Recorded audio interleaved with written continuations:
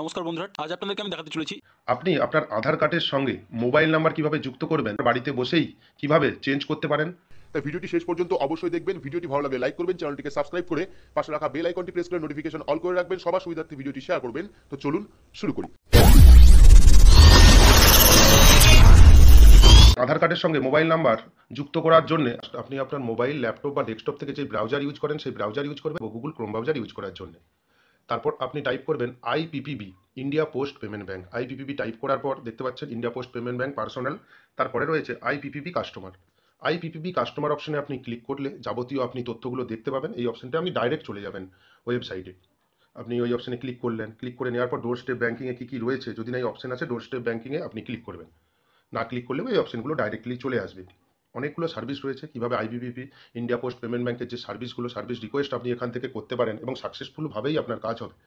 আপনি আধার mobile update যে অপশনটা রয়েছে এই চেকবক্সে আপনি ক্লিক করে দেবেন, আধার মোবাইল আপডেট। এখান থেকেই মোবাইল নাম্বার, নতুন মোবাইল নাম্বার আপডেটও হয়ে যাবে এবং পুরনো যদি কোনো মোবাইল নাম্বার থাকে সেটা চেঞ্জও করা যাবে। আপনি দিয়ে দেবেন মিস্টার কি মিসেস, যার করবেন তার নামগুলো দিয়ে দেবেন, যদি আপনার করে আপনার নামটা দিয়ে দেবেন, লাস্ট নেম দিয়ে দেবেন।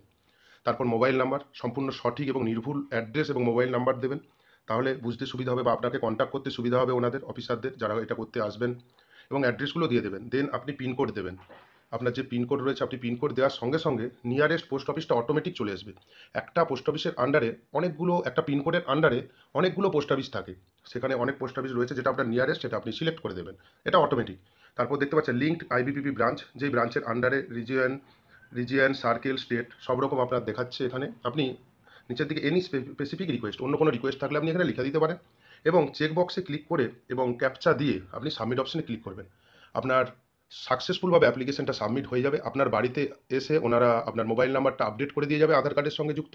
অবশ্যই বাড়িতে ফিঙ্গারপ্রিন্টস আপনার কাছে নেবে এবং আপনাকে হয়তো কলও করে নিতে পারে। মোবাইল নাম্বার অ্যাক্টিভ রাখবেন। তো এই ছিল আজকে আমার ভিডিওটি ভালো লাগলে অবশ্যই লাইক করে দেবেন, আর চ্যানেলে নতুন হলে সাবস্ক্রাইব করে পাশে থাকা বেল আইকনে ক্লিক করে